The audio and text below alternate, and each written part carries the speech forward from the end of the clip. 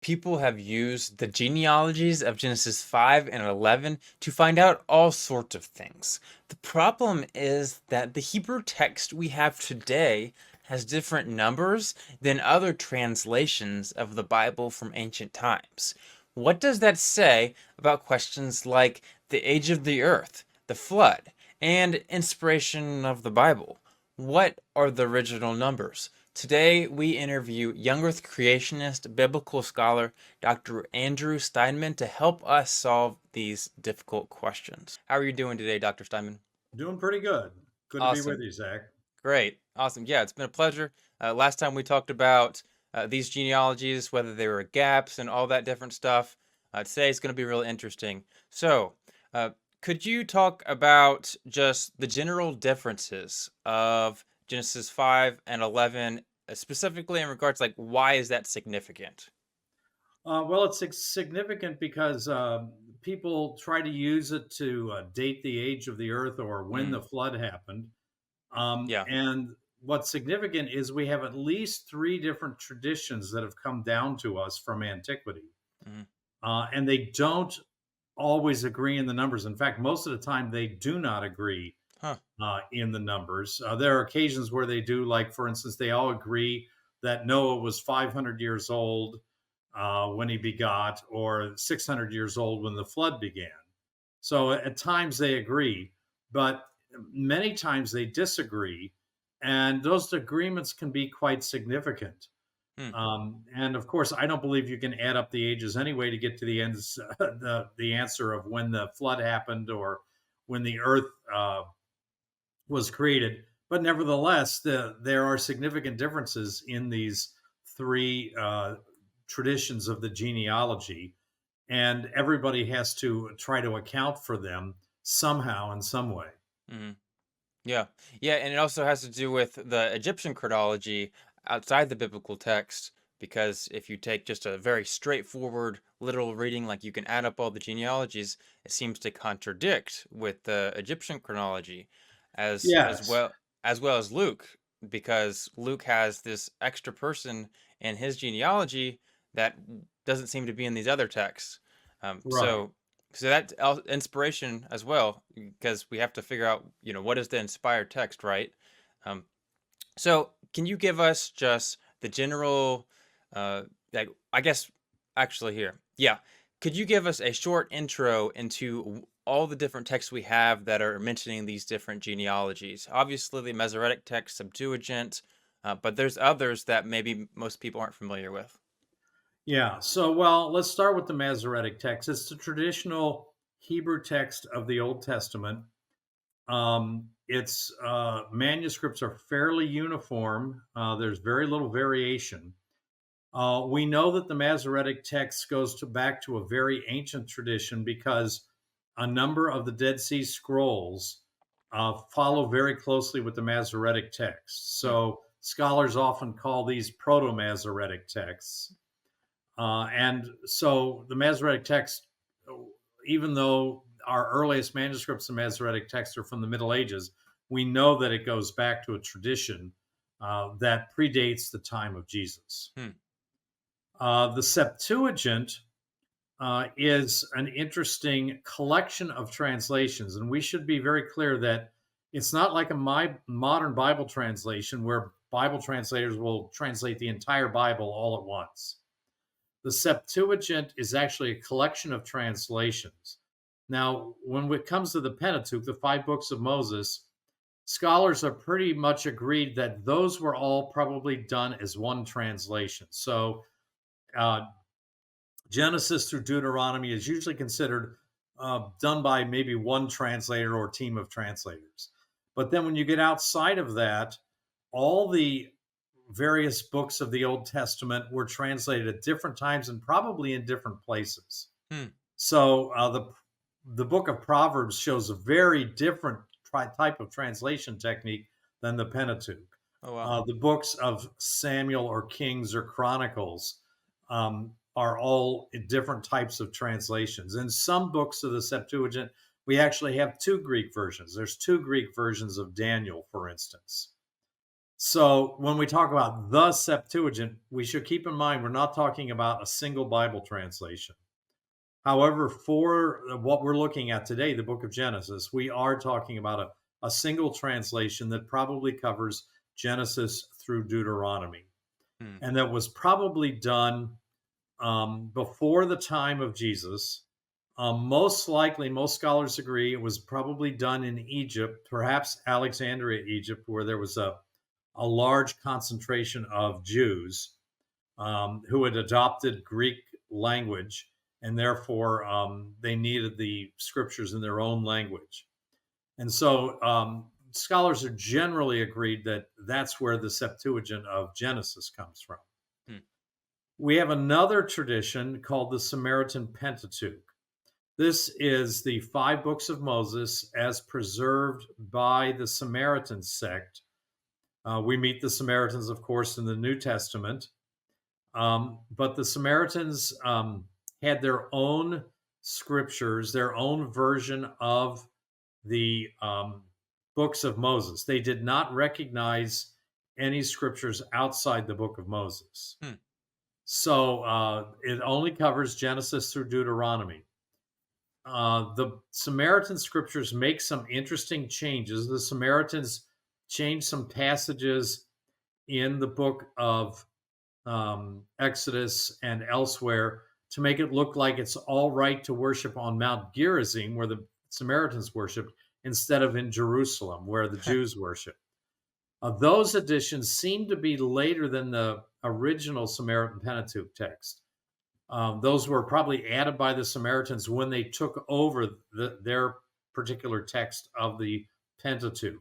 Hmm. But there seems to be a version earlier than that. Again, the Dead Sea Scrolls show us this. That was already an offshoot of the Pentateuch tradition that contained Samaritan Pentateuch text. And so in Genesis, we have the Samaritan Pentateuch text type, but it probably predates the Samaritan adoption of the Pentateuch as their scripture. We have some other witnesses to the Old Testament genealogies. You've already mentioned Luke. Luke chapter 3 um, has the genealogy of Jesus going all the way back to Adam. So it obviously preserves a tradition based on that. Of course, Luke does not have any numbers, doesn't say how old anybody was, but he Hmm. does at least preserve the names. We have the ancient Jewish historian Josephus. Josephus does preserve some information, and Josephus is oftentimes aligned with the Septuagint, but we need to be cautious here. Although more often than not, Josephus seems to be referring to and quoting Septuagint text. Hmm. That's not 100% true. Sometimes he's quoting text that's very similar to the Masoretic text. Hmm. So he's a mixed bag. And while many writers on this just assume Josephus is always going to do Septuagint, we can demonstrate times when he seems to be doing something that's more akin to the Masoretic text. And sometimes in his treatment of passages in the Old Testament, he seems to be doing neither. So that in itself is very interesting. So we can't just do a knee-jerk reaction with Josephus and say he always agrees with the Pentateuch, with the Hmm. Septuagint. Hmm. There's another book that comes into the discussion. It's called the Book of Jubilees. And this is a rewriting of the Pentateuch, probably from the second century BC, that adds a lot of legends to the Pentateuch and organizes the history of what we read in Genesis into Jubilee years. Now, in the book of Leviticus, the people of Israel are told to have Sabbath years every seventh year, and then Jubilee every seventh Sabbath year was a Jubilee year. So every 49 years. And the book of Jubilees seems to organize this history we find in Genesis into Jubilees, and the first Jubilee, second, third, and so forth, on these groups of 49 years.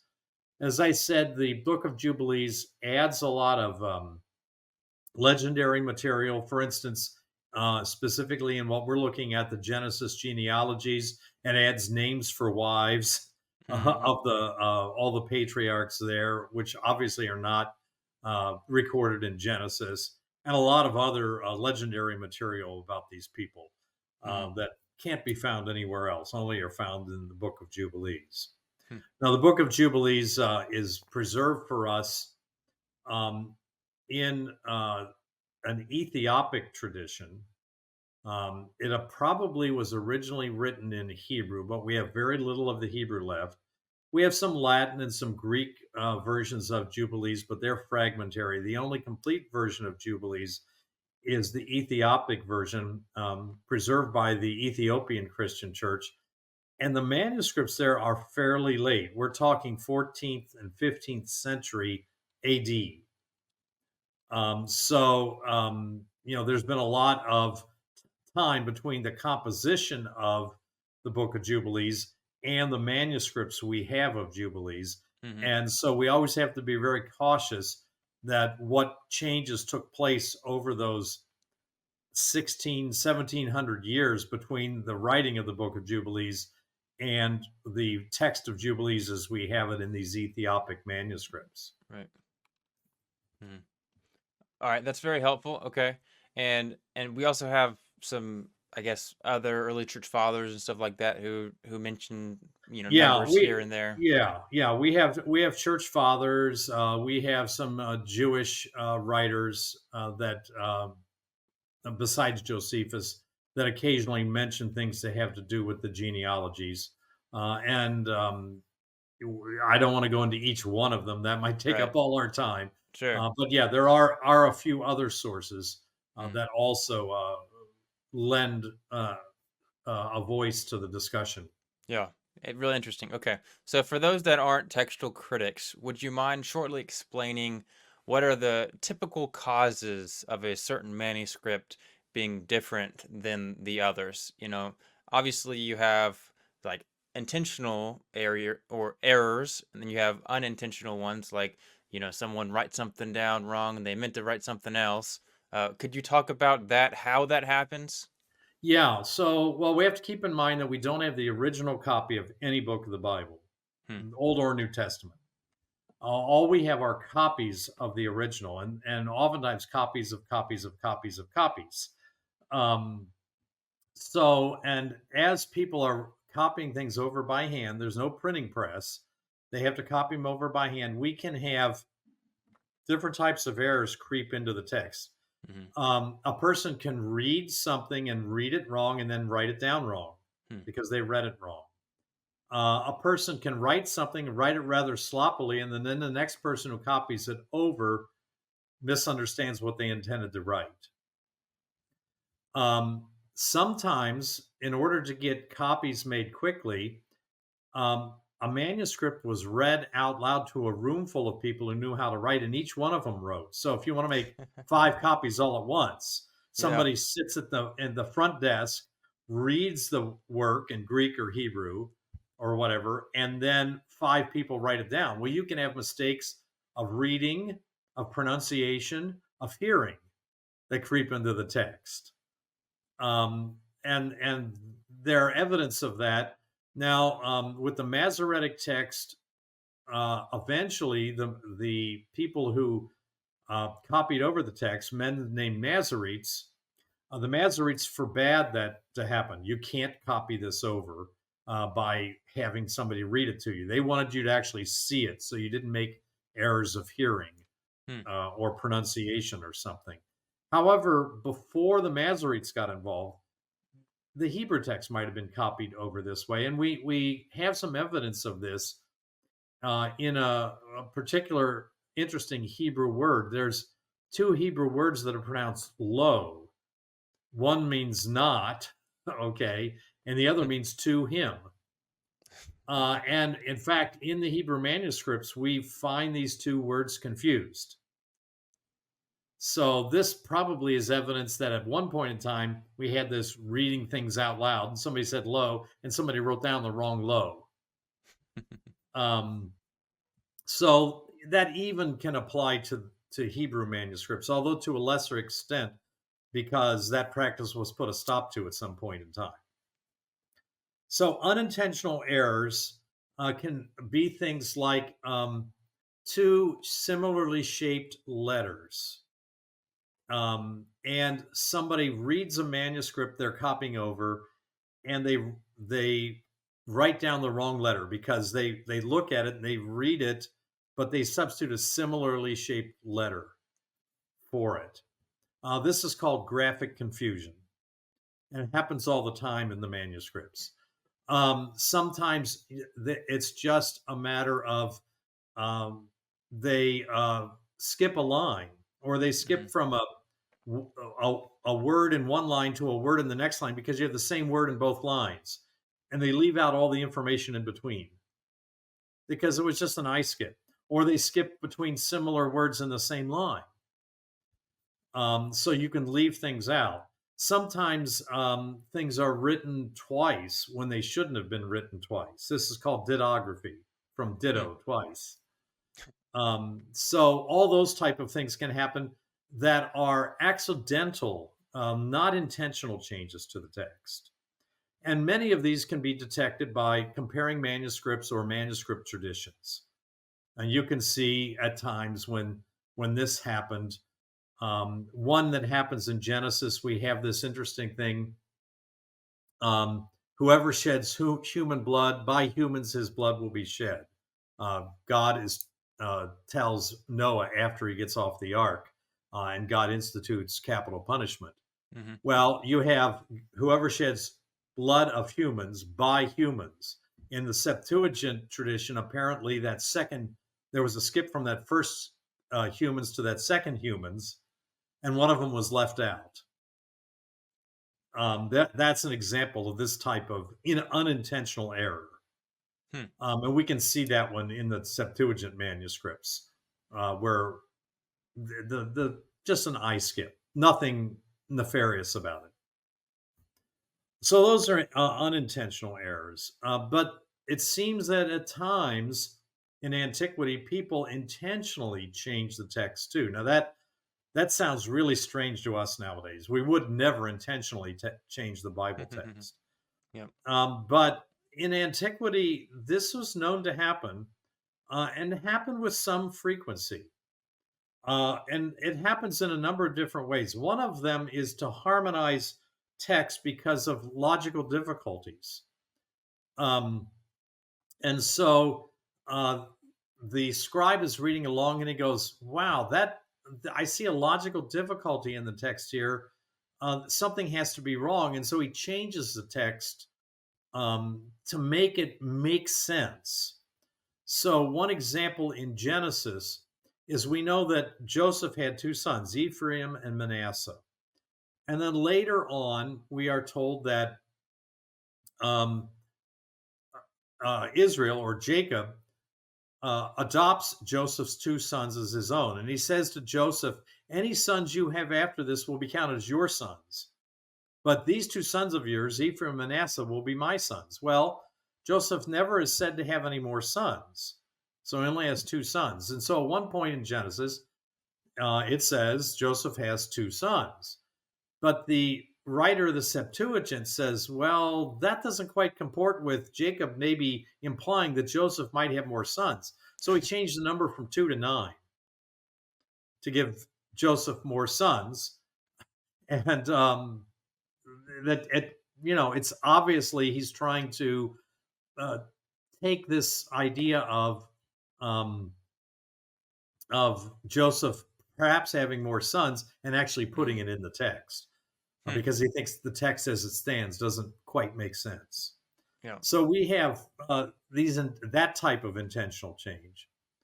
Another type of intentional change, which is maybe a little less intrusive into the text, is when the text has anaphora. Anaphora are words that refer to other words. Pronouns are a common type of anaphora.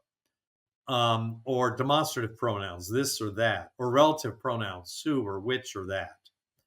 those can refer to other words. Now, when we write in English and when we learn how to write in English in school, we're told don't use a pronoun unless it's clear what that pronoun refers to. But they didn't do that necessarily in antiquity, and especially not in ancient Hebrew. I was kind of like, I'll use a pronoun, um, and you just need to, reader, figure out what I'm referring to. But sometimes the scribes would want to clarify this for their readers. An interesting one occurs when Joseph is sold into slavery in Egypt. So the Masoretic text said, that the people who bought him sold him to someone in Egypt. Okay, and it just says him. Well, the nearest antecedent to that, if you go back, it's at the beginning of one chapter. If you go back to the previous chapter, the nearest antecedent to that is actually Jacob. Now, I don't think any readers would think that Jacob was being sold, but some person behind the Septuagint thought, well, we should just make sure they understand it wasn't Jacob being sold.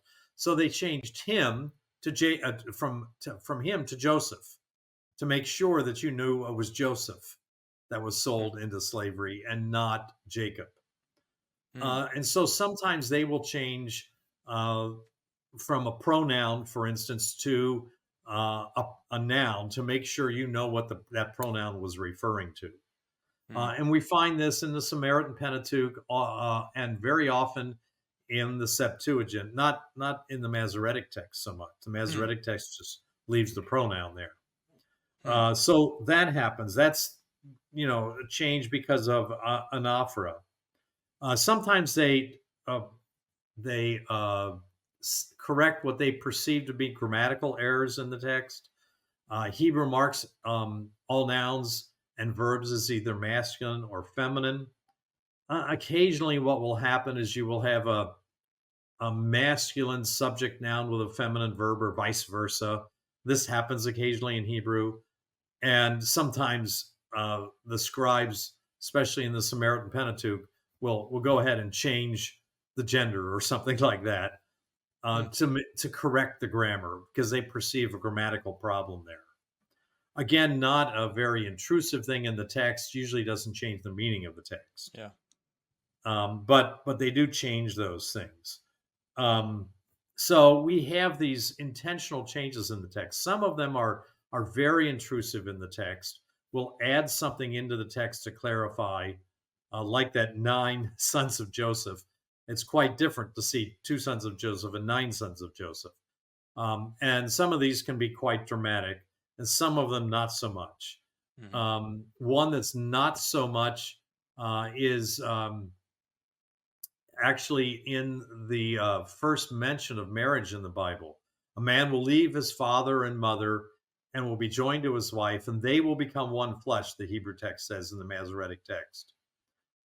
Well, who will become one flesh? I guess somebody thought you could read that as all 4 people, father, mother, husband, and wife, will become one flesh. And so in the Septuagint, and in the Samaritan text is changed, and the two will become one flesh to clarify. And in fact, that's the Uh, way it's quoted in the New Testament. Now, that doesn't change the meaning. Very clearly, it meant the husband and wife, 2 people, would become one flesh. And so the quotation in the New Testament is not inaccurate. It's very accurate because that's what was intended all along. So mhm. sometimes these intentional changes really are no big deal, but sometimes they make a huge difference. And in what we're going to be looking at today in the genealogies, we have these intentional changes that were introduced in, especially in the numbers in the genealogies, and those do make quite a big difference in Mhm. how the text reads. Yeah, yeah. So you definitely hinted at it. But when we look at, I guess, telling all of the times when the Masoretic text seems to change something compared with the Samaritan Pentateuch and the Septuagint, is there anyone that stands out as far as these translators over here, definitely seem to be a little more frequent when they said, "Hey, we'll just change this so it makes more sense." Yeah, well, the Septuagint does this a lot. Of the three traditions, it does this more often than not. In fact, if we track all the changes, the places where the Septuagint seems to have what we call a secondary reading, not the original reading, about half the time, it's intentional changes to the text to Hmm. harmonize it in some way, to harmonize the grammar or to harmonize it with perceived logical difficulties. So Yeah. Septuagint is very um, intrusive. Whoever was behind that tradition, or maybe more than one person were behind that tradition, they were very willing to go in and add things or alter things in the text. The Samaritan Pentateuch, less so. We hardly ever find this, however, in the Masoretic text, and almost never. There's one or two places in the Masoretic text of Genesis where it's clear that somebody fiddled with the text and changed it for ideological reasons. Hmm. But this is more common in the Samaritan Pentateuch and very common among the changes that we find in the Septuagint. Hmm. So the Septuagint, when we see changes, differences between the Septuagint and the Masoretic text, we always have to suspect that something's going on in the Septuagint. It may not be true. There may Hmm. be times when the Septuagint is actually better than the Masoretic text, but Hmm. that's a distinct minority. Most Hmm. of the time, it's pretty obvious that whoever was behind the Septuagint text, perhaps the Hebrew text that the Septuagint translators were using, had already altered the text and many times purposely so. Wow, that's very fascinating. Okay, so let's talk about the differences in these texts, and there is actually some very big differences, specifically in the numbers of the genealogies. So let's talk specifically about Genesis 5. So what would you say are the biggest differences? Um, I guess go ahead and point them out. Yeah, well, let me get my notes here. I can't keep Take your all these time. numbers in my head. There's lots of numbers to talk about here, but the Septuagint definitely changes things around. Um, so in the genealogies in Genesis 5, for each person who fathers somebody else, three numbers are given. Okay. So the number when they had a descendant, the remaining years of their life, Mm-hmm. and then the total years of their lifespan, which is the sum of the previous two. Um, in the Septuagint, um, we have an interesting thing where they add, in general, for most people, they add 100 years to the age when they had a successor. The Samaritan Pentateuch and the Masoretic text usually agree, but the Septuagint is 100 years more. And then, of course, um, the years that they lived after that is usually reduced to 100 years so that you end up with the same total. So they don't want to change the total year of life of, say, Adam or of Seth, Hmm. but they want to make them older when they have their son or descendant. Hmm. Okay. So the Samaritan Pentateuch and Masoretic texts usually agree here, and the Septuagint usually adds 100 years to the first number and subtracts 100 years from the second number so that the Hmm. third number agrees um, across all of them. Now, this is a general trend, and there are a few exceptions in this genealogy among the men from Adam to Noah, but that's the general pattern. Hmm. Okay. And obviously there's some other differences here. So go ahead and point those out. Yeah, well, we have some interesting differences. For instance, with uh, Methuselah. Uh-huh. Um, Methuselah is usually known as the oldest man in the Bible. And if you follow the Masoretic text, that is certainly true. He's Mhm. the oldest man in the Bible. However, in the Septuagint, he is made considerably younger. I'm not in the Septuagint, the Samaritan Pentateuch, excuse me, he's made significantly younger. Why would the Samaritan Pentateuch do this? Hmm. Well, apparently it wants to say that Methuselah is not really as important as Adam or Noah. And so we want to reduce his age a little bit. We have him, Methuselah, dying at 720 years of age. And that makes him die younger than Adam or Noah and not put so much emphasis on him. So the Samaritan Pentateuch makes a change there purposely. And that is quite interesting. Another interesting thing with Methuselah is the age at which he has his first child. In the Masoretic text, Methuselah has his first child when he's 187, or he has a Hmm. child. I shouldn't say first. Yeah. And I believe it's not necessarily his son, but let's, for sake of argument now, let's call him his son, his descendant. Um, but the Septuagint has him 20 years younger, 167 years, Hmm. and the Samaritan Pentateuch has him at 67 years. And so we have this interesting thing going on here with Methuselah. And now the question is, which number is correct? I think probably, and I argue this in my paper, I think probably here there's a case to be made. Perhaps the Masoretic text made a mistake, inadvertently added 20 years, because both Samaritan Pentateuch and Septuagint seem to agree with 167. Now there is someone who's argued that the Septuagint originally had 187.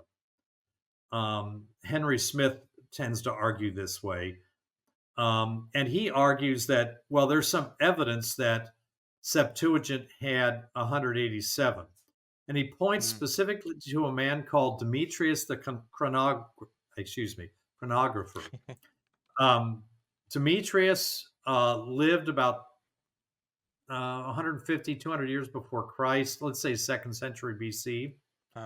Uh, And in his figures, it appears as if he is using 187 years for Methuselah. He doesn't actually come out and say 187 years. He gives you how many years after Adam something happened. And hmm. if you do the math, you do the arithmetic, Yeah. you find out it implies that Methuselah was 187 when he Hmm. had a son. And so Smith argues, well, see here, we have a case that Septuagint probably originally was 187, not 167. There's a problem with that argument. Even though Demetrius wrote in the second century BC, we do not have Demetrius' work. We can't go directly to a manuscript of Demetrius the chronographer. Hmm. We don't have it. What we have is the church father Eusebius, who's writing in the 4th century Hmm. AD, who preserves numbers from Demetrius. Hmm. Now, what happened in those 600 years? Well, the answer is we don't know for sure, but we do know from Septuagint manuscripts that some of them, some later Septuagint manuscripts, were actually adjusted up to 187 to match the Masoretic text.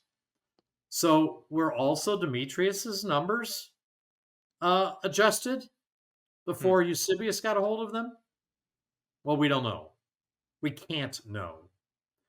So I would argue can't use information from Demetrius the chronographer that's found in a source 600 years after Demetrius, when we Hmm. know that during those 600 years, people were fiddling with the Septuagint text, Yeah. and sometimes trying to make the Septuagint go back and match the Masoretic text. Hmm. Um, Smith argues this way, but I think it's kind of a deceptive argument, because it would be much nicer if we had something from Demetrius, say from the first century AD, or from the first century BC, or something closer Hmm. to the time that Demetrius actually wrote. Now, it's true that Demetrius very clearly is following Septuagint. He's writing Hmm. probably only 70 years after the Septuagint was translated. and he's very clearly using Septuagint numbers elsewhere. But the fact that we don't have a complete manuscript of Demetrius, we only have fragments, and the fragments we have come from 600 years later, we Hmm. have to be a little cautious about saying, well, Demetrius proves that 187 was originally the number in the Septuagint text. Hmm. I think that's a little iffy argument. I'd like to see something that actually can be dated closer to the time before we try to argue that Septuagint actually has 187 Hmm. years, because Yeah. all Okay. the What? oldest Yeah. manuscripts have 167. So okay. What about Josephus? So Josephus, he has he uses 187 as well, right? Right, but as I said before, Josephus sometimes follows Septuagint, sometimes follows Masoretic text. Hmm. And the numbers he has for Methuselah and for Methuselah's son, Lamech, match Masoretic text, not Septuagint. Oh. So for two people in a row, he's matching Masoretic text. Hmm. Um, that seems to me to argue that whatever text Josephus was working with, it was a mixture of sources. Hmm. Interesting. Um, if it was only Methuselah, Yeah. then I think you could argue, well, maybe the Masoretic or maybe the Septuagint originally had 187. But the fact that it's two people in a row makes you think that Josephus is working with some mixed tradition that mixes both Septuagint and Masoretic text together. Hmm. Yeah. So And again, hmm. it's interesting that he uses 187. It's interesting that more often he uses Septuagint, but there are occasions he uses Masoretic text, and in here it's two people in a row. I don't think it's conclusive of anything. Yeah. Okay. What about LAB? I'm not even familiar with that term. That was in one of Smith's paper. Do you know what that is? LAB? I think he means Septuagint manuscripts A and B. Oh, okay. I see. Okay. And he says those manuscripts have 187. Again, those are manuscripts from the third or fourth century AD. There, there's plenty of time for things to have happened. And by the third and fourth century, there are other examples where people were correcting the Septuagint towards the Masoretic text. Mm. Those are important Septuagint manuscripts.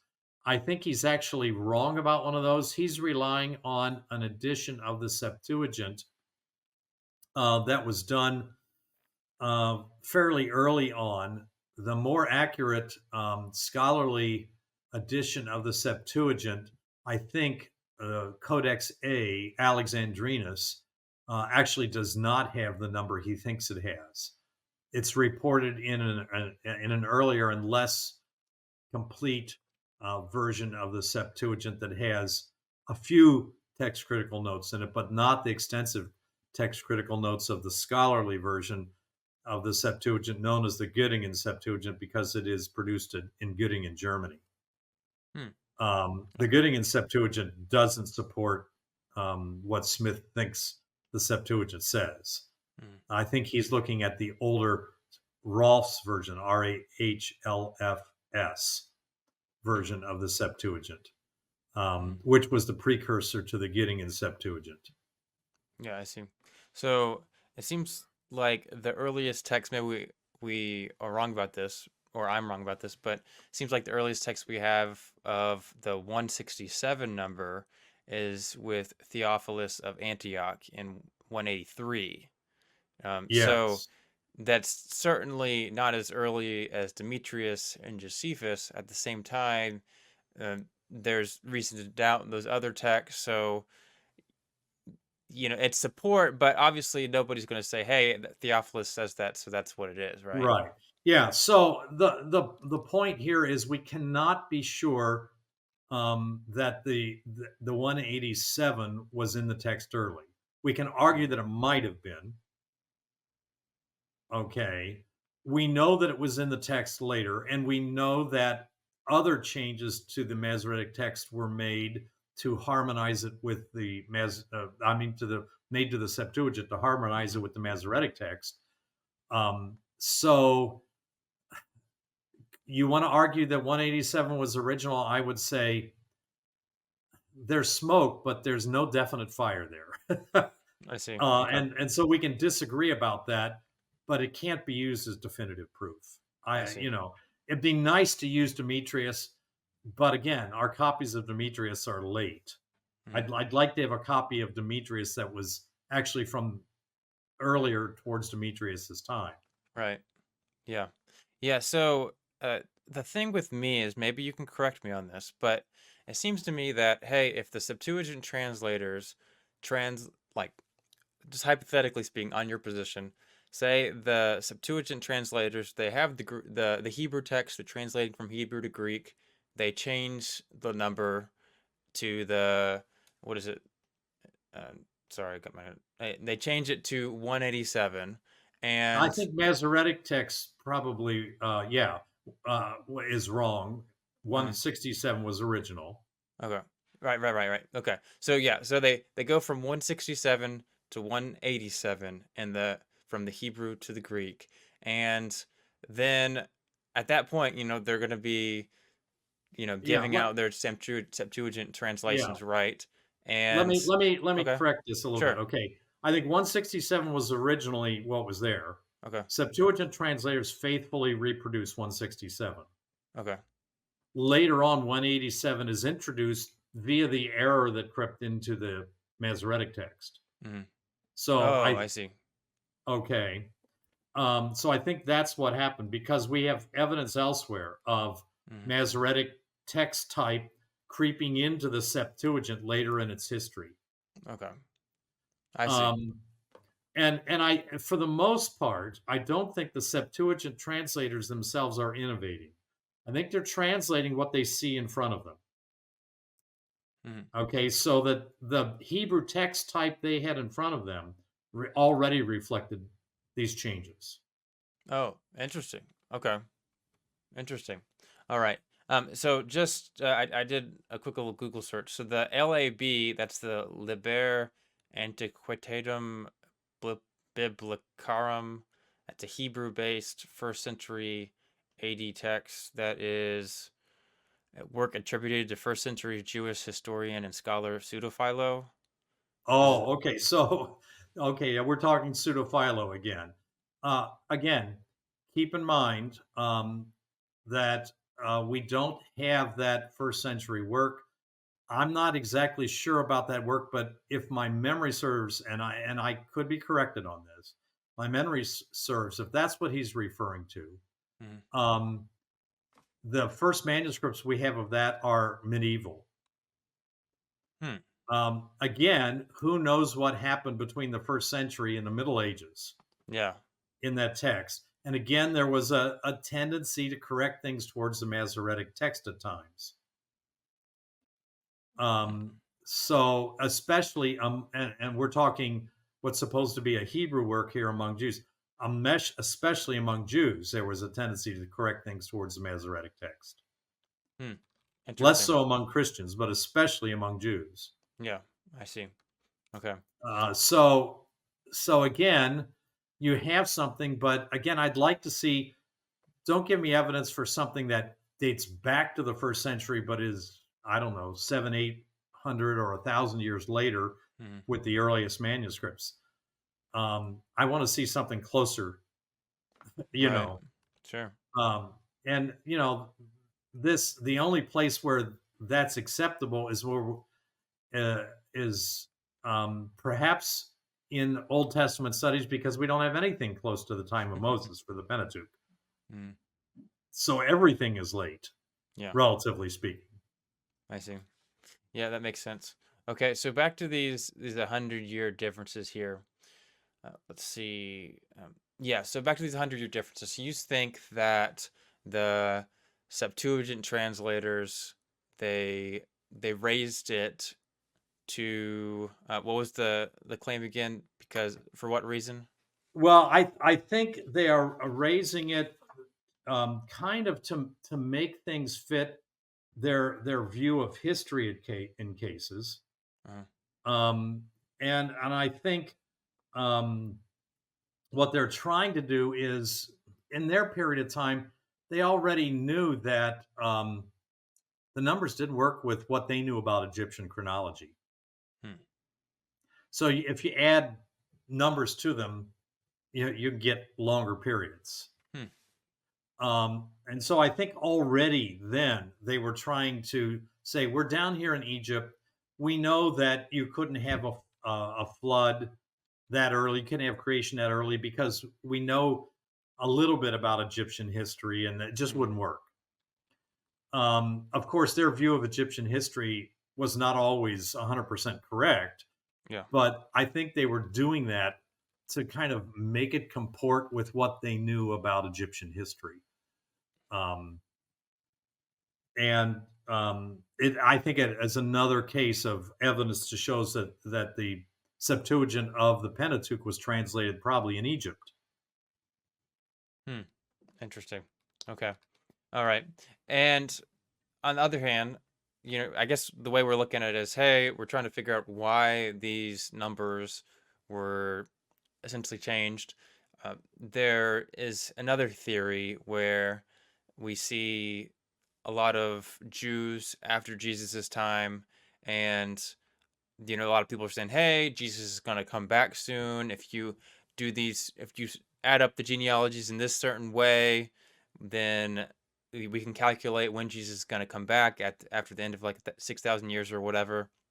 And some scholars have said, "Hey, these Jews are like, oh, they're anti-Jesus. They don't trust Jesus. So that what they're going to do is they're going to change the text, make the numbers 100 years higher, so we just skip it automatically, right?"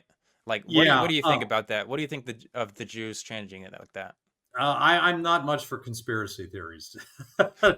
Okay, that is an interesting theory, but there's nothing behind it. There's no indication that they were changing the numbers. Um, and to accuse people of doing that, I think is less than charitable. Let me put it that way.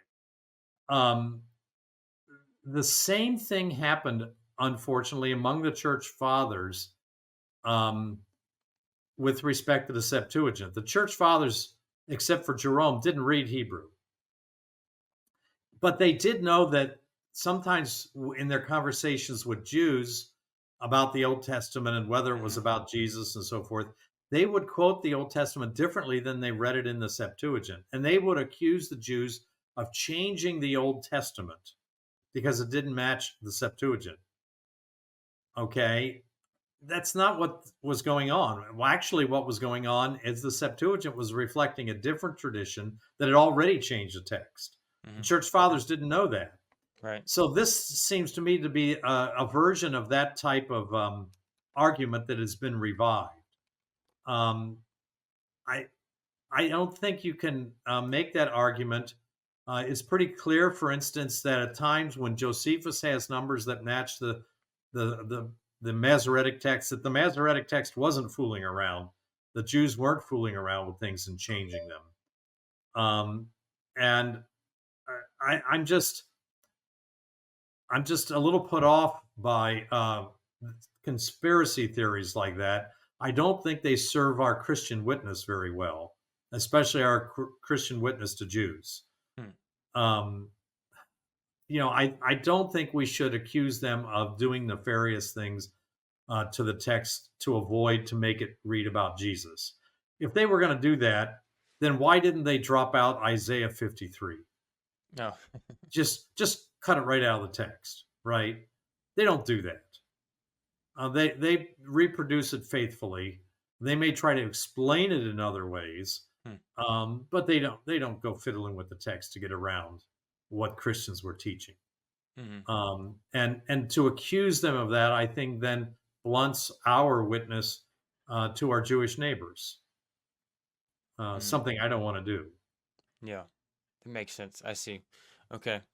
All right. And let's talk about Jubilees. So Jubilees matches Genesis 5 in the Samaritan Pentateuch in 8 instances and Yeah, differs only by 1 year in the cases of Mahalalel and Jared.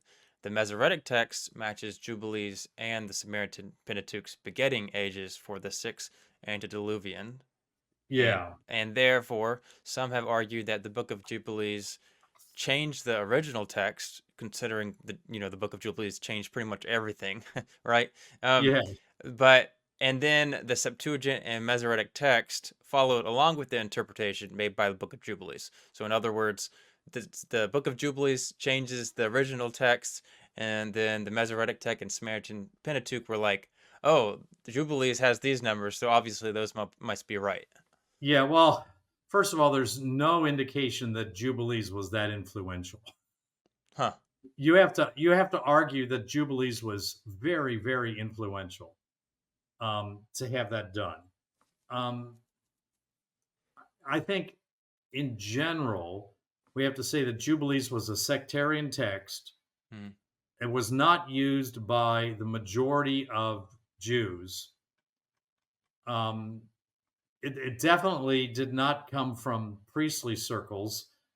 Did not affect the text of um, the Pentateuch that would have been used, say, in the temple or something like that. Um, Again, I think this is people looking for a way to discredit the Masoretic text, almost again with a conspiracy theory type of thing to come up with. Hmm. Um, Jubilees, about the time it was produced, the Septuagint would have been around. I'm not surprised that sometimes the Jubilees agrees with the Septuagint in some instances. Hmm. The fact is that Jubilees makes up all kinds of stuff. And to make an argument that, oh well, Jubilees is the thing to be using seems to me to be going in the wrong direction. Um, Jubilees um, only comes from Ethiopic manuscripts, as I mentioned before, 15th, 16th century AD. If anything, we could have all kinds of changes that happened to the text Hmm. that the Ethiopic church made, or other Christian churches made before the Ethiopic church got a hold of it. Hmm.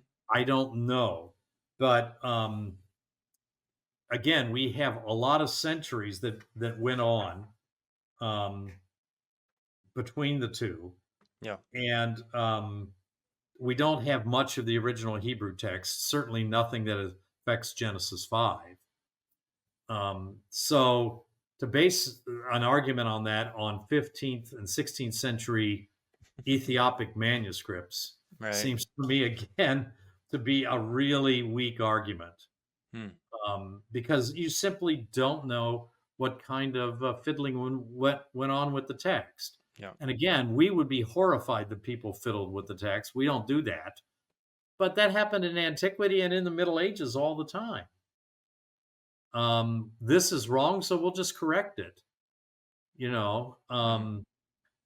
or we think it's wrong, so we'll just go ahead and correct it. So when you get a manuscript that's that late and nothing earlier to see what the history was, it's not like, say, New Testament manuscripts, where we have manuscripts that go back sometimes to the second century, and then we have manuscripts as late as the dawn of the printing press, and a Hmm. whole thing in between. We can see what was going on over the whole period of time. This, we have a whole black box there, um, and I think uh, we have something inserted in Jubilees. Now, Jubilees brings us to the question of Canaan, but that's in the Yeah. next genealogy. Hmm. Um, I don't know if you want to go into Canaan now, or you want to wait to go Yeah. into Let's that let's the let's next wait a second genealogy. there. So that is helpful though. Okay. So, uh, other thing you talked about last time in our podcast was Lamech. So what's going? Just tell us the differences and then explain, I guess, the proposed solutions there. Yeah, so Lamech is an interesting figure because he shares his name with somebody also descended not just from Seth, but also somebody descended from Cain. There's a Lamech in Cain's line, Hmm. and there's a Lamech in the line of, um, a Lamech in the line of Seth. Um, and the Lamech in the line of Seth is the one that's, of course, in our um, genealogy in Genesis 5. Mm. He's the one that is said in the Masoretic text to live 777 years. Mm. Now, that's an interesting number in and of itself, but the Septuagint has 753 years, and the Samaritan Pentateuch has 653 years. Since the Samaritan Pentateuch elsewhere seems to agree with the Masoretic text, this would argue that 653 or 753 was the original one. They both ended 53, and that Masoretic text has purposely changed Lamech to 777 by changing the year when he generated a descendant and the remaining years of his life. Mm. Okay, now what I think is going on here is this. You'll remember when Cain killed Abel, God put a mark on him and prophesied that anybody that would kill Cain would be punished 7 times over. Then we read Cain's descendants, and we get to Lamech. And Lamech brags to his wife that he killed a young man for insulting him. And then he wants to brag that he's going to be even more protected than his ancestor Cain. And so if anybody kills Lamech, he will be punished 77 times. Hmm. So now we have 7 with Cain, 77 with Lamech. Well, now we have the guy in the godly line, this other Lamech in the godly line. We got to make him better than either one of those. So we'll change his numbers to make them 777. And I think the 777 in the Masoretic text is one of the rare places in the Masoretic text where we have an ideological, purposeful change in the text of Genesis. That doesn't happen often in the Masoretic text. It happens a lot in the Septuagint and occasionally in the Samaritan Pentateuch. But because both the Samaritan Pentateuch and the Septuagint have either 653 or 753, they both end with a 53. That I think is pretty strong argument. The original number in the text of Genesis was one of those numbers and not 777. Yeah. Yeah, and I guess the logic is that it doesn't make much sense to go from 777 to just some random 653, right? Right. But it does make a lot of sense to go from 653 to 777 if the translators were trying to make a symbolic gesture, I guess. Right. And this is something that's very important in textual criticism overall. The text that can explain how the other texts arose is probably the original one. Right. So the 653 and 753 can explain how you got to 777. But the 777 is you're going to have a hard time explaining how you got to 653 or 753. Right. So, that's really when you learn textual criticism, you always learn all these rules. They'll give you things like the shorter text tends to be original, except if there's an I skip. They have all these exceptions. Well, you don't need all those exceptions if you remember kind of the golden rule. The text that explains how all the other texts came about is probably the original one. That's kind of the golden rule of textual criticism. I see. Okay, so let's talk about Genesis 11. So, seems like the Masoretic text has a lot of these numbers that are 100 years less than the Samaritan Pentateuch and Septuagint. What other differences do we see here? Well, we also see an additional person added to the list in the Septuagint, but not in the other two traditions. A man named Canaan, who is put in as the son of Arpachshad and the father of Shelah, whereas in the other two, Samaritan Pentateuch and Masoretic texts, it goes straight from Arpachshad to Shelah without a Canaan in there. That's a very interesting difference. Hmm. And it's a difference, interestingly enough, that shows up in most manuscripts of Luke chapter 3. So it would seem that Luke chapter 3 is supporting the Samaritan, I mean, the Septuagint at that point. Hmm. Interesting. Okay. So which should we take first? The difference in the 100-year difference, or should we take Canaan first? Let's do 100 years since that's a little bit more simple. Okay, let's start with the 100 years difference then. It appears to be that the Samaritan Pentateuch and the Septuagint are purposely changing the numbers by 100 years to make all the men younger when they had children. Mm. Now, if one were to assume, take the Masoretic text and assume that these are father to son all the way down, and you can take this all the way down to Abraham, what would the results be? Well, these numbers are so high um, that the lifespans of these men in the Masoretic text would have them all be alive when Abraham was born. So we would have ancestors all the way back to the flood Hmm. alive when he was born. Now that seems patently ridiculous.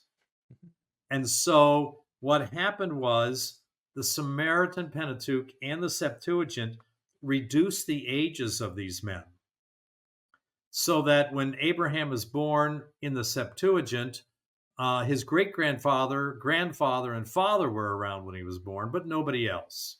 And in the Samaritan Pentateuch, only his father was around. His grandfather had died by that point, because the Samaritan Pentateuch goes even further. Hmm. Now, I think it's obvious that the Septuagint has made changes here, um, because it would not make sense to go the other direction. It would not make sense to say all these men were alive when Abraham was born, Hmm. and a number of them would still have been alive when Isaac and Ishmael were born,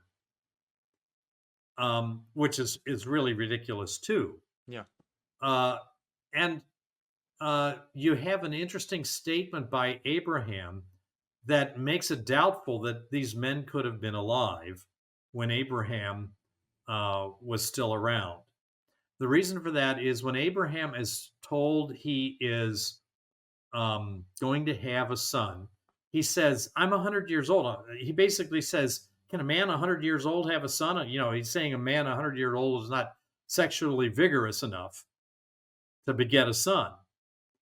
Well, if you have Shem around who survived a flood and had a son when he was 500 years old, according to the Yeah. book of Genesis, why is Abraham making a statement like that? If Eber is around and they had a son when he was 430 years old, why is he making a statement like that? It's just, it doesn't comport with the text. Now, I think the answer here is that there are gaps in the genealogy. These guys weren't around because this isn't father to son. But if you assume it's father to son, then you Hmm. have to deal with the numbers. And how do you deal with those numbers? Well, the Septuagint and the Samaritan Pentateuch dealt with them by changing them, and it solved the problem. Hmm. Um, and I think this is a case of clear intentional change, ideological change to the text because they perceive a difficulty. The same type of thing we talked about earlier that you see going on very often in the Septuagint. They Hmm. perceive a difficulty, so they're going to change something in the text to take care of the difficulty. Yeah. Yeah, that's really fascinating. Okay. So Canaan now. Oh, also there's one more mention. Nahor, he was not 100, but 50 years Yes. more in these Yeah, other they texts. don't have to adjust him quite as much. That's such a weird idea. We're gonna just change all these numbers, but not even make it uniform. We're just gonna make this Nahor guy just half as much as the other one is in Right. addition. Well, That's and part of the problem there is they want to keep him fairly old when he has a child, right? If they reduce him to 100 years, then he's like 79 years old or something when he has a child, and all the other guys in the list are, 200, 300, 400 years old. So we'll just reduce him 50. He's 129, so he's still over 100. right? Reducing him just 50 keeps him fairly old for Abraham's day. People in Abraham's day aren't having children that late in life, right? So it kind of makes sense to only do 50 for him, where you can do 100 for the rest of them and Hmm. still get some kind of decent numbers. Right. Now, just to be 100% clear, so you said reducing 50. So Masoretic text is 29 with Oh, I'm Nahor. sorry. I said it the wrong way around. He Okay. added 50. The adding 50. You don't have to add 100. You don't have to make him. But his total age span Mhm. would end up to be 129 in the or 140. Yeah, what is it? 79 and It's 129. 29 and 129 in the Masoretic, Right, and then right, 79 and 129 in Septuagint. right. Yeah, there you go. I can't keep these numbers in my head either, so don't feel bad if you can't. But Right. yeah, so they add 50 instead of 100. The numbers are reducing towards Abraham's day. We don't want to add too much. You know, we got Hmm. to keep them reducing. Otherwise, the numbers aren't reducing very much. In fact, he'd be bumped back up again. Hmm. So I think there's the 50 is just kind of expediency in the case of Nahor. Okay. All right. I'm sorry. Let me just double check here. Yeah, no Something problem. else. Sorry, I misspoke. Oh, I don't even. I'm trying to figure out here because I just realized I'm looking at a chart that says remaining years, not the one that was actually in the text. So that's lovely. Yeah. So years when generated, uh, Nahor's 29 in this Masoretic text, but he's 79 in the other two. Uh-huh. And then what's the next number that it The mentions? next number is the remaining years of life: 119 Masoretic text, 69 Samaritan Pentateuch, 129 in Septuagint. Septuagint. Gotcha. Okay. All right. So I got the numbers right then. Okay, we're good. All right. Let's see here. Okay. All Yeah, right. sorry I misspoke. No, no, you're good. Next, Canaan. So Canaan's a really interesting one because this specifically has to do with Luke, who's supposedly, what obviously most or all Christians would say he's inspired. He's using a text that, you know, he's inspired by God. So like some would think like, hey, he should know what is the original text, right? Right. But then he includes this extra person in there. So what is going? Well, actually, yeah, what's going on, and then we'll talk about like inspiration issues there. Yeah. So what I believe happened was that Luke never originally had Canaan in the text. Huh. That it crept into the text. Now, Canaan, that name occurs if you look in Luke's genealogy in most of your Bibles twice. It's not spelled the same way in English texts of Luke, Mm. but you'll find a similar name a few generations down the line. And actually, in Greek, it's the same name in both cases. Why it's spelled differently in English, I'll never know. I don't know what was going on there. I think what happened was a scribe early on, probably in the late third or early fourth century, and we can discuss how I come up with that number later on. But in the late third or early fourth century, a scribe was copying over the text of Luke. His eye skipped the line. And he was coming near the end of a line. And at the end of the next line was the name Canaan. And his eye skipped and he put Canaan up a line. Mm.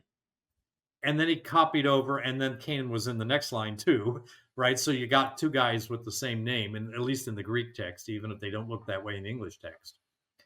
Um, and then subsequent copies of Luke were influenced by this, and they started having Canaan in.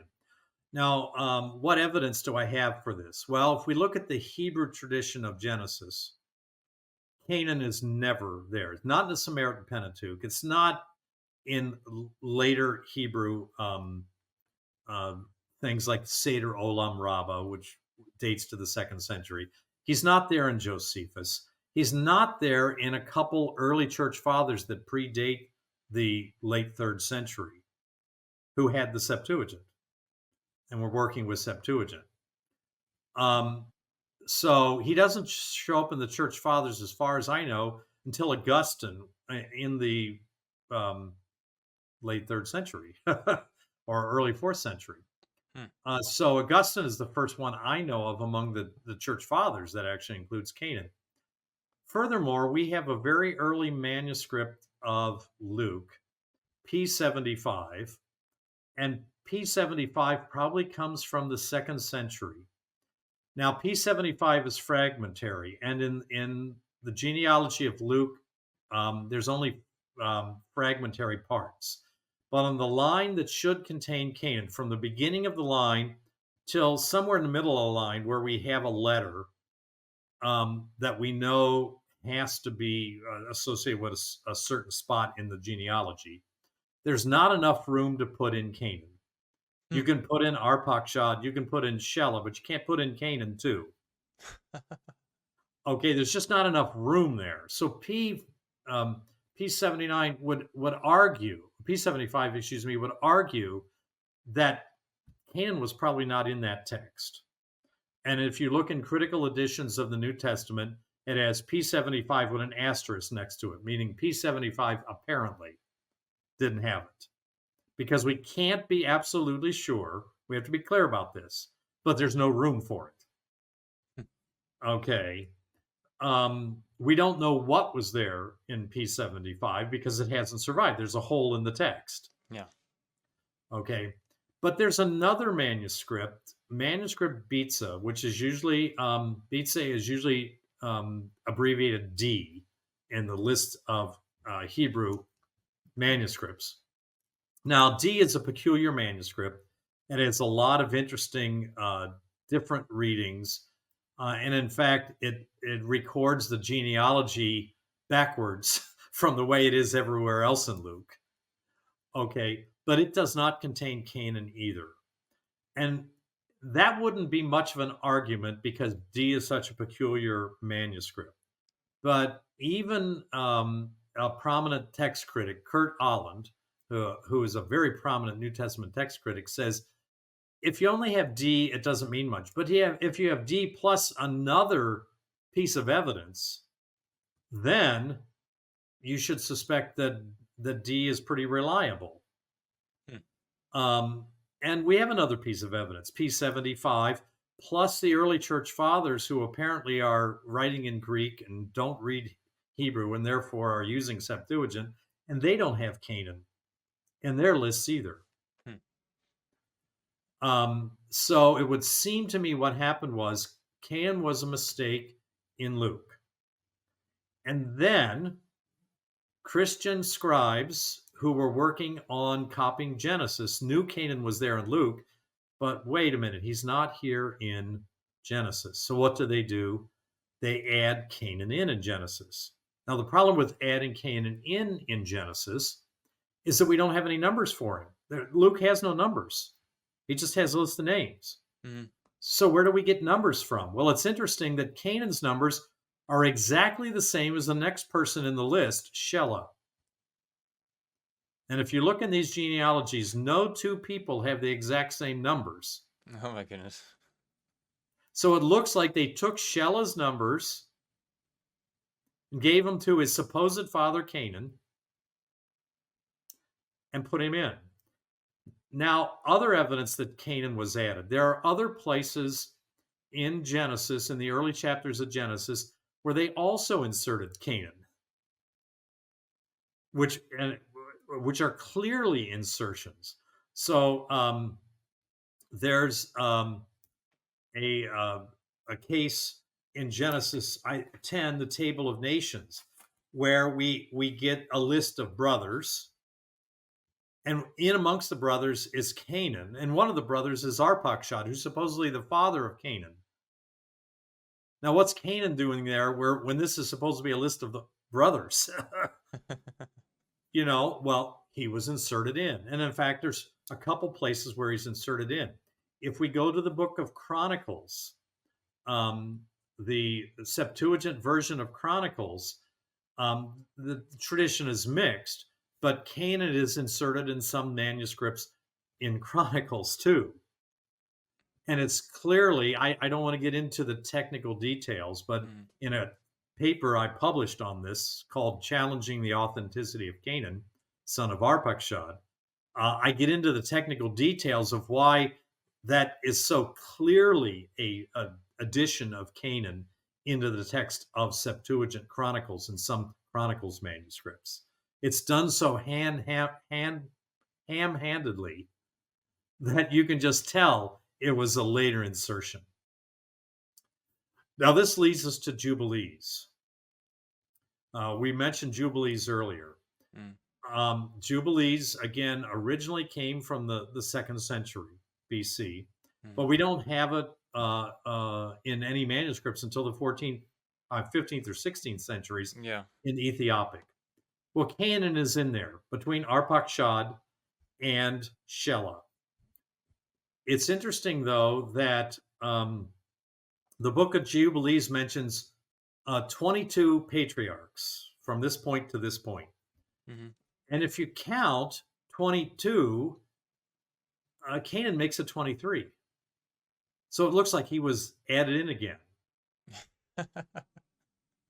There's supposed to be 22 righteous patriarchs. Now, one scholar has argued, well, if you look at Canaan in Jubilees, he's depicted as a very evil man. So since it says 22 righteous patriarchs, it wasn't including Canaan. But I think you can turn that argument around. Somebody inserted Canaan, knew there were 22 righteous patriarchs, so he inserted Canaan and made up a legend about him being very evil. Interesting. So that argument can be turned on its head. I think clearly Canaan was not in Jubilees originally. He was inserted by some Christian scribe over those 14 or 15 centuries between the writing of Jubilees and the manuscripts of Jubilees that we have. And this kind of substantiates my argument about you can't use Jubilees very easily because changes may have happened in those 14 or 1500 years. Because I think Canaan is clearly a case.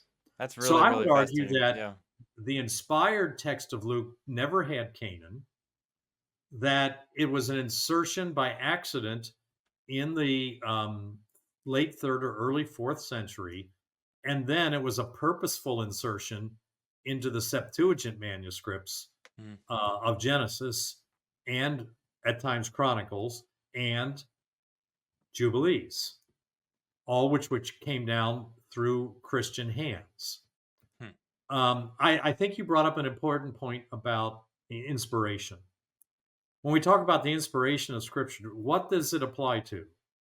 Well, whether we're talking about what Moses wrote or what Luke wrote or any other of the writers of the Bible, inspiration applies to what they actually wrote. It does not apply to the scribes who copied things over, which may have accidentally or purposely changed the text later on. They were not inspired. And that is why the discipline of textual criticism is so very important. We need to determine to the highest degree of probability we can what the text actually says. What was originally the writer's writing, not what appears in some later manuscript by accident or an occasion on purpose. People sometimes get troubled by this, but keep in mind with the New Testament, this is not a problem. We have so many manuscripts of the New Testament. In most cases, we don't have any trouble figuring out what the original writer wrote because we have a lot of evidence to show us. And even in cases where there might be some doubt, the changes often don't mean much as far as what the text is actually saying. Many of these are minor things, spelling errors, or putting in the article the or taking out the article the, or things like that. And oftentimes in those cases, we have a hard time saying for sure what the original reading is, but it doesn't really change the message of the text, the inspired message. Now, with the Old Testament, it's a little bit different, but we have plenty of evidence that the Masoretic text, especially, which is the text, usually the go-to text for the Old Testament, was copied over very, very carefully. To give you an example outside the Pentateuch, we have the great Isaiah scroll from Qumran, in the Dead Sea Scrolls. It's an almost complete copy of Isaiah. Um, the interesting thing about the great Isaiah scroll is it almost always matches word for word the Masoretic text of Isaiah that comes from manuscripts that are 1,000 years later. So we know that they were copying things over very carefully Hmm. in the Masoretic tradition. That doesn't mean that there aren't a few small differences between the Great Isaiah Scroll. There are a Mm. few, but for the most part, there are large stretches where it follows along the Masoretic text word for word. The same thing happens with some manuscripts of Genesis from Qumran. We have Genesis manuscripts that, for the most part, follow the Masoretic text word for word with very little variation. And then most of those variations are very minor things. So even though we don't have the same amount of manuscript evidence for the Old Testament, we have other historical evidence that tells us that the Masoretic tradition was copied over very carefully for millennia,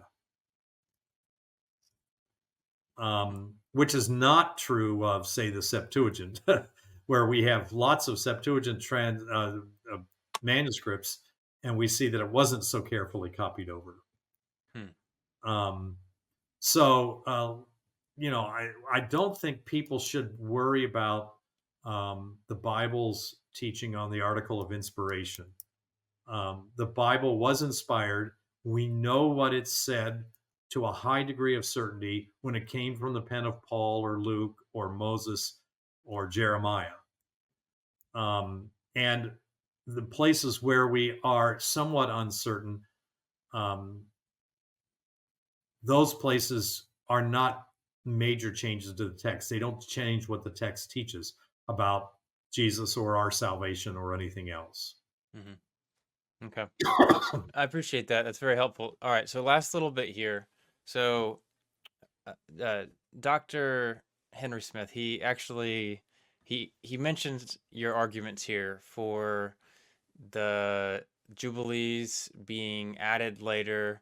He mentioned or I guess Canaan being added to Jubilees, I should say, and a couple other things here. I just wanted to bring them up here and just to see what you thought about it. So he says that it's virtually indisputable that Canaan was original to Septuagint Genesis 11.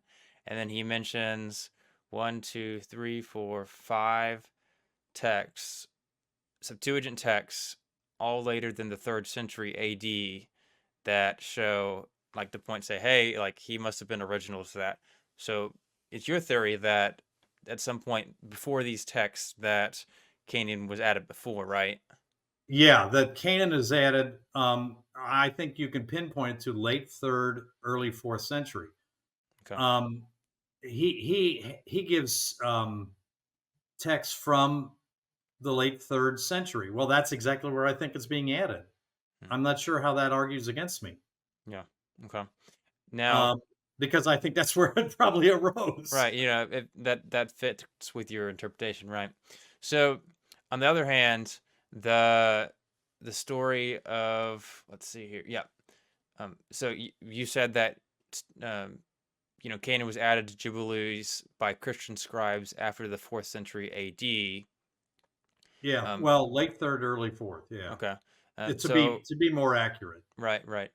So he argues that Canaan is very important to be in Jubilees. It must be original because Jubilees 54 mentions the Adam conquest chronology and it adds up to 2,450 years. And so that Canaan's 57-year beginning age must be in there to be calculated to get that 2,450 years old. What are your thoughts on that? Well, if the scribe changed and put in Canaan someplace, they were probably smart enough to change the numbers. Hmm. Okay. I think you can turn that on its head. Mm-hmm. I mean, I don't think that proves the point one way or the other. Mm-hmm. Yeah. Yeah. So, I don't think the mhm, scribes were stupid. right. Yeah. Um, I the real issue between me and Smith, although we've never met, I don't know the man, I've never talked to him, but the real issue is this. Smith wants to argue that the Septuagint is much better than Masoretic text. He simply wants to argue that. All the evidence, and I don't know any textual critic who would argue that the Septuagint text is better than the Masoretic text. Nobody's arguing Masoretic text is perfect. Mhm, It has its warts too. But the Septuagint has many more warts. He wants the Septuagint to be right because he wants to add up the ages of the patriarchs and determine when the flood happened and when the earth was created. mhm, If he puts Canaan in, he can push it back from the third dynasty of ancient Egypt back to pre dynastic Egypt. And he thinks that solves his problem with the flood. mhm, Because you can't have the flood in the middle of the third dynasty of ancient Egypt and then immediately after flood have a thriving third dynasty of ancient Egypt. Right? It's just impossible. So he thinks he solved the problem by pushing it back to pre dynastic Egypt. The problem is we know there was a thriving um, uh, culture in Egypt in the pre dynastic period. You can't put the flood there either. You get the same problem. The pre dynastic evidence for ancient Egypt certainly is much more sparse. The older you get, the less evidence you have. mhm, But we have sufficient evidence, and pushing it back to pre dynastic Egypt won't solve the problem. mhm, It just will not. You still have a problem with evidence from pre dynastic times in Egypt, before Egypt was united into one kingdom, when it was two mhm, kingdoms, pre dynastic. Um, I think Smith is simply going out of his way to try to argue that the Septuagint is a better text because he's committed. I don't know the man, so I'm just assuming he's doing this because he was committed to that interpretation of Genesis. But I think he's making some very specious arguments. If Canaan was inserted into the text, then the scribes were smart enough to also insert his 57 mhm, years into the text. mhm. Yep. Um, these were not unintelligent people. Mhm, Um, so I don't see how that argument holds. You have to argue that, um, that if they added Canaan, they wouldn't have been smart enough to adjust the numbers. mhm, It seems to me how do you know how smart they were or weren't? I think you have to give them credit mhm. for knowing the text that they were working on. Sure. Yeah. Yeah. Um, So, Go ahead. um, I was just gonna say that. So you're certainly right that it is definitely possible, just like from my perspective here, that certainly could have happened. But in Smith's case, it seems like he's making even a bigger claim. Like he's trying to add a bunch of things together here. So when he mentions all these Septuagint texts, he's like, "Hey, we don't have any Septuagint texts that don't have Caden." All right, so so whatever happened before must have had the ability, I guess, the influence to change all of these texts. So that seems somewhat crazy, but possible if they did come from that place. Additionally, he's saying that we see it in Jubilees, and it, certainly possible to change that one. It's certainly possible that Demetrius would include it in it as well, but it seems like a big claim to say that all of these places, and Luke 3:36, Septuagint, all across the entire Mediterranean world, where Canaan seems to be added in this text. That seems to be like the argument that he's making.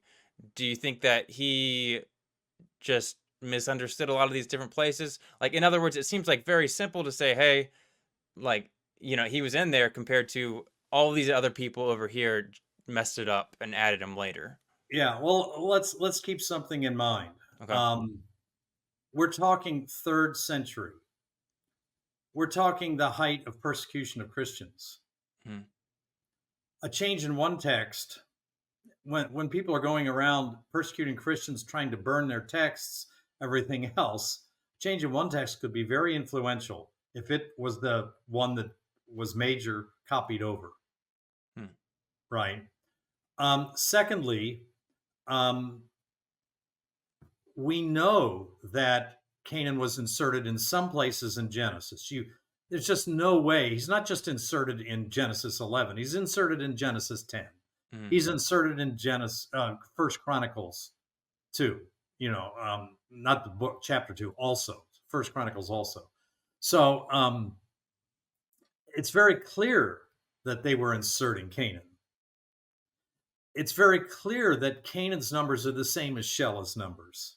Hmm. That doesn't vary. Yeah, we have manuscripts of the Septuagint, but they all date from the time when I'm saying the change took place. Yeah. And it's Christian scribes who were copying these things over. And I think they were very piously thinking, my manuscript of Luke has Canaan in it, so he must have been in there. That's inspired text. Hmm. So I got to add him back into Genesis. I think it was a pious thought, Hmm. and they're driven by Christian piety to put it in. But I think it's misguided piety that we're talking about here. Yeah. It's clear that Canaan was added in chapter 10. And you have to, what are the chances that Canaan and his son Shelah in the Septuagint are both going to have the same begetting age and the same number of years life afterwards? Is it a zero possibility? Yeah. No. It's certainly possible that you could have a son the same age your father did and then live the same number of years your father did. Mm-hmm. But how likely is it? It's not even likely in our day, and it's even less likely the more years you have, right? You add more years to it. Canaan's living hundreds of years, not just, 70 or 80 or 90 years like we live nowadays. Mm. And so that gives you a lot more variation that you could have in the years. The odds of that are just astronomically small when you could actually make a mathematical model and figure this out. And I did it at one time. I don't remember how it comes out, but it came out astronomically small. It's well less than 1% chance. Mm-hmm. So I think what Smith is arguing is I have all this late evidence, and it certainly can't all be influenced by Christian tribes. Well, why not? Why not? We know they were making changes. And if you get in the New Testament, places we know that there were wholesale changes made at the end of Mark, right? We have the longer ending of Mark, the shorter ending of Mark. We have the woman taken in adultery that's added into John, right? And it's added in different spots in John and different manuscripts. We have a standard spot where you can read about the woman in adultery in John. And in one case, it's added into Luke instead of into John in the manuscripts. So we know people were making wholesale changes to the text. I'm not endorsing that they made wholesale changes in the text, but they were doing it. Mm-hmm. Yeah. So for Smith then to argue that this is unlikely seems to me to fly in the face of the evidence. We have early Christian writers who know nothing about Canaan, and they were using Septuagint clearly because they didn't read. I don't know where else they were learning about the text because they didn't read Hebrew. And none of those early Christian writers include Canaan. Okay, none of the Hebrew manuscript tradition includes Canaan. Zero. So Smith would have to argue that the early Christian writers purposely left out Canaan, that the Jews purposely left out Canaan. To what end? Why would they leave out Canaan? What purpose would they have? Yeah. It seems to me that Smith is going out of his way to try to justify Canaan for another purpose, so we can adjust the chronology of the flood. So I'm sorry, I have a hard time with that type of argument, Mm, um, because it simply flies in the face of all the evidence we have. hmm, To say we have things from the third century on, they all have Canaan in them. Well, I'm not disputing that. Okay, and if you want to back up when Canaan came into the text to the early third century, I'm not going to give you much of a fight. I don't know exactly when I think Canaan was put in. My theory is late third, early fourth century, and I usually abbreviate that to fourth century.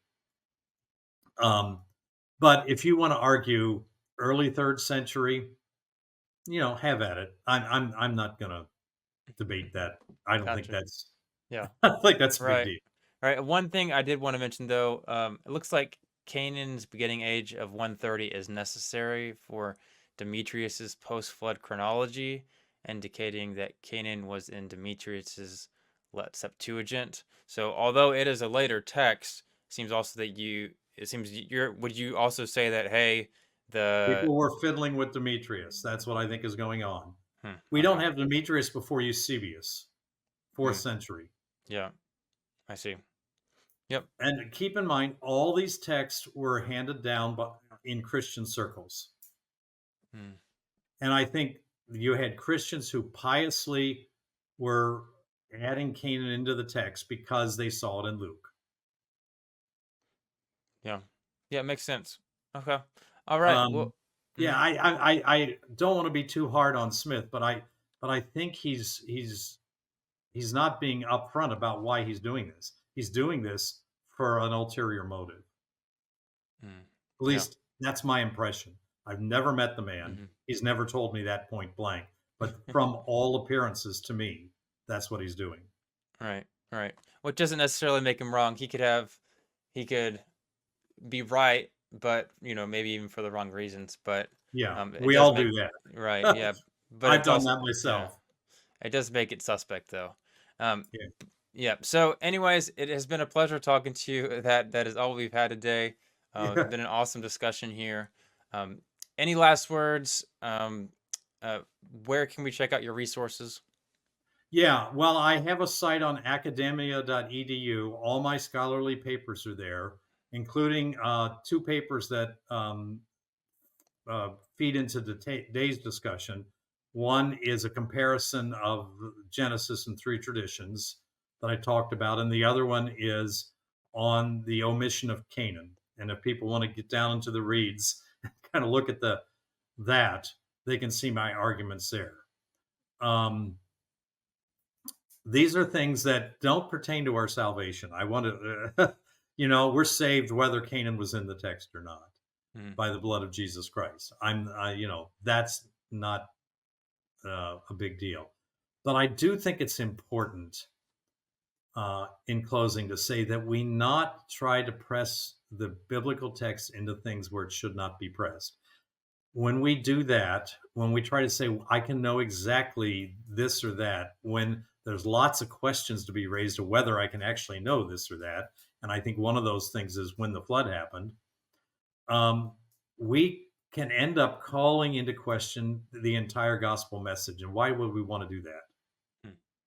Let's basically say we got an open question about when the flood occurred. There's a number of different traditions that have survived. We don't even know for sure if we can add up the ages of people to determine the flood. We just trust that God's word is correct and leave it at that, rather than open ourselves up to ridicule and the gospel to doubt because we have to know something that, well, we can't know. Yeah. Yeah, I really appreciate that message. That's very helpful. So, anyways, it's been a pleasure talking to you. Thank you so much for coming on. It's been a really interesting discussion. Everybody, definitely go check out those papers.